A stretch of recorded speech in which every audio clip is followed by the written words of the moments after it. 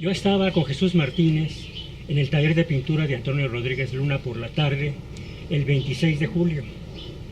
Ya teníamos conocimiento de que había habido incidentes violentos en la zona del Zócalo. Hay que ubicar que San Carlos estaba a 2 cuadras de Palacio Nacional. Entonces, cuando salimos esa noche, ya vimos ese ambiente raro de violencia, ya vimos mucho personal de policía, granaderos, policía uniformada, granaderos y los disqueagentes secretos, ¿no?, que deambulaban por ahí. Entonces había ya un ambiente tenso, pero pues cada quien nos fuimos a sus casas y todo esto. Es hasta el lunes 29, con el bazucazo que da el batallón de paracaidistas, donde realmente la comunidad de San Carlos se enardeció, porque ya teníamos la experiencia de la huelga de 1966 y ya de alguna manera estábamos sensibilizados a ese tipo de situaciones. El 26 de julio, en la misma noche, cuando platica Jorge él su experiencia, uno de estos muchachos, Raulito le decíamos, Raúl, me acuerdo, un chaparrito dormido, llegó en la tarde-noche, en la noche ya, a decir que algo estaba pasando en el Zócalo, había enfrentamientos con la policía. Pero hasta ahí, pues fue así, en la noche de salida algunos, otros que venían, porque algunos se quedaban en San Carlos, se vivía en San Carlos. Entonces llegaban ahí las informaciones. Para el sábado, un grupo ya nos quedamos en la escuela y fuimos a establecer contacto con la Prepa 1, porque ahí se estaban reuniendo la Prepa 1, 3, 2 y la Boca 7 de Tlatelolco. Como el conflicto se había iniciado entre una Boca y una prepa particular, los de la Boca 7, desde el viernes en los enfrentamientos, ya habían llegado algunos muchachos a participar junto con los de las prepas, que teniendo tan cerca el conflicto, pues inmediatamente cundió ahí. Fue muy rápido, es decir, fue algo que explotó de repente al enterarse del bazucazo, la represión, que fue muy violenta, y entonces prácticamente todas las escuelas entraron en huelga. San Carlos tenía el antecedente del 66, efectivamente, habíamos tomado la escuela ya antes, entonces en ese momento prácticamente la escuela fue tomada nuevamente, sin consulta, sin decisión, sino por una actitud de hacer algo, ¿no?, frente a una situación de conflicto inmediato. Y cada quien con lo que sabía hacer, o con los cuates, o con el taller donde estaba, pues comenzó a hacer algo.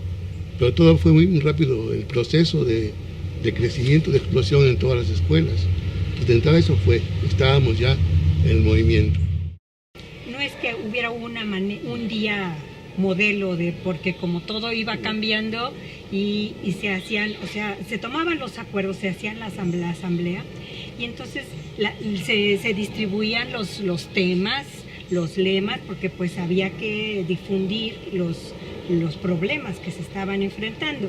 Entonces los que iban al taller de grabado, o sea, la gente de manera espontánea, porque no había una organización precisa que dijera tú en tal, sino cada quien en el taller que le tocaba. Además sucede esto, que había quienes estaban más comprometidos y se quedaban, o quienes vivían ahí en San Carlos, y uno llegaba y siempre había movimiento, aunque llegara uno tempranito a las 7, 8 de la mañana, ya siempre estaban ya algunos que ya estaban haciendo trabajo, ¿no? Y había muchos que se amontonaban mucho en los talleres ya traían sus linoleums y para el tórculo, o para imprimirlos con el rolecito de pruebas, o con las cucharas, o como se pudiera, porque ya era insuficiente. Pero algo que es, yo creo que muy importante, es que no había oposición. Los maestros, después del movimiento del 66 estaba todo muy bien como puesto, y había un reconocimiento a la actividad de los alumnos, al menos en San Carlos. No sé si Saúl Martínez hizo el linóleo comité de lucha, no sé si fue en esa huelga o la anterior, pero bueno, el hecho de que se haya estampado comité de lucha con esa técnica tan sencilla yo creo que fue lo que nos dio la luz de que la técnica del grabado en linóleo era el medio más económico, más directo para poder empezar a hacer propaganda. El requerimiento por parte de las otras escuelas y del CNH en lo general era mantas, pancartas, elaborar volantes. Todo eso teníamos para poder aportar. Pero cuando empezaron a salir las imágenes fue muy interesante porque fue una explosión. La prensa estaba totalmente controlada, era obvio, pero esta revista circuló en todas las escuelas. Aquí está todo el reportaje fotográfico de los acontecimientos. Esta revista en manos del pueblo o de cualquier gente le ilustraba de una mirada la violencia que estábamos viviendo a cada momento. También circulaba en los kioscos esta publicación de Carlos Fuentes, que trataba de los movimientos estudiantiles en París.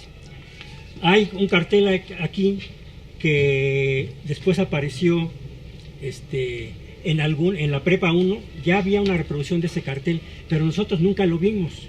Nosotros teníamos este cartel del granadero blandiendo el garrote. Nosotros inmediatamente reaccionamos a la violencia gubernamental con el ejército ya con la bayoneta calada, ¿no? Con la sangre, los detenidos.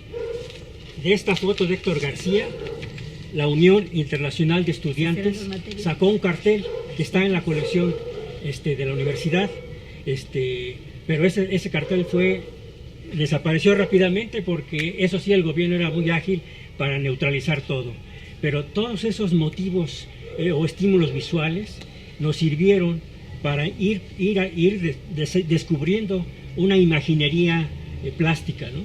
Apareció ya la imagen del soldado en las calles, el puño, ya las imágenes de la madre afligida, y todo eso fue interesante porque ahí sí, por ejemplo, Capdevila, Mexiac, los maestros de gráfica principalmente, aportaron su experiencia, ¿no? Nos cedieron los talleres, ¿no? Los materiales del almacén de la escuela nos los acabamos, ¿no? Porque era tal la demanda, tan intensa, que nos acabamos el material. Era cantidad de gente trabajando y cantidad de gente que llegaba, y entonces darle pintura, darle brocha, tú acá, tú allá.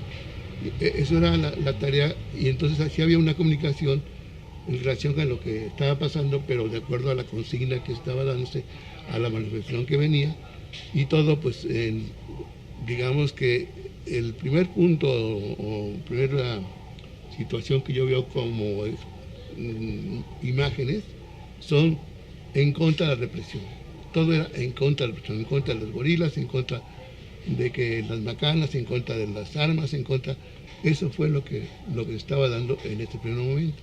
Para mí es muy claro, por ejemplo, Mejía, que es una de las personas que tenía el taller de grabado, un militante del TGP, y que en su estilo, él y su esposa Antonia Castillo, hacían un grabado muy del TGP. Pues lo que hacía el TGP con sus gorilas, con sus figuras y con las consignas del movimiento. Y mucha gente hizo este tipo de grabados. Entonces, esa es una de las formas que fue como natural, porque el maestro era el que hacía ese tipo de grabado y los alumnos también. Por otro lado, yo una influencia que percibí, los gorilas, por ejemplo. Los gorilas que hacía Rius y que ya eran en ese momento conocidos los supermachos y ya se hablaba de los agachados, bueno, ya había como conocimiento de lo que hacía Rius. Estos gorilas que salen por allí en algunos de los carteles, Rius, yo no estoy muy seguro, pero es posible que él haya hecho alguno. Y de ahí se hicieron muchos gorilas con sus bacanas, con Díaz Ordaz en el hombro, como el que dirigía el gorila olímpico. Capdevila también hizo algún cartel tomando una fotografía de Bordes Mangel del 58, haciendo un cartel grande de una represión, 2 policías, un estudiante caído, un cartel muy fuerte, y entonces él trae la imagen, la diseña y la hacen. Pero ahí entonces será otro tipo de imagen. Entonces decimos TGP, Rius, Capdevila, con una imagen ya más contrastante, más contemporánea, están dando diferentes opciones de expresión según los talleres, según la situación. Además, la otra cosa es que la prensa apoyó totalmente al Estado. Se le declara el año de la prensa vendida. Y hay un cartel muy bueno de Jorge Pérez Vega, que es un perro con un micrófono y que dice 1968, años de la prensa vendida. Era tal el clima de represión que pues no iba a haber autoría. Sin embargo, si uno ve grabados, hay unos que tienen iniciales, de José Luis Franco, sancarleño, de Crispín Alcázar, etcétera, ¿no? Y durante, aún en el mes de auge, que fue finales de agosto y septiembre, pues nos mantuvimos con ese criterio, ¿no? Hay trabajos colectivos, o sea, que se vinieron más de 2 autores, hay trabajos individuales, y pasa el tiempo y luego ya podemos reconocer autorías. Nosotros consignamos autorías en imágenes y símbolos del 68 porque nos conocimos en el proceso de trabajo y sabíamos quién había hecho tal o cual imagen.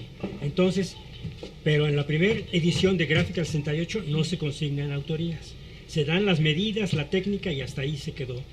Ya para 2004 empezaron a surgir, pues la autoría Mexiac fue de los primeros que dio a conocer lo que había aportado para el movimiento, ¿no? Esta imagen, pues ya era reconocida internacionalmente, pero la recicló él. Entonces, y lo mismo pasa con otros autores. Entonces, ya inclusive al calor de las exposiciones que venimos desarrollando desde 69 en adelante, mucha gente se acercaba a decir, yo hice tal cual imagen, o aquí está lo que yo hice, ¿no? Entonces, de esa manera fuimos obteniendo las autorías, ¿no? Pero las dimos a conocer hasta el 2004, ¿no? Es que las autorías no importaron en este momento. Algo que es muy importante es el trabajo colectivo.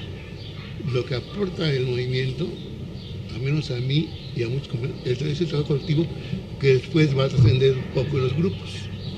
Es decir, cómo estás poniendo tu acción, tu trabajo con otros compañeros por un motivo, por una actividad, un movimiento.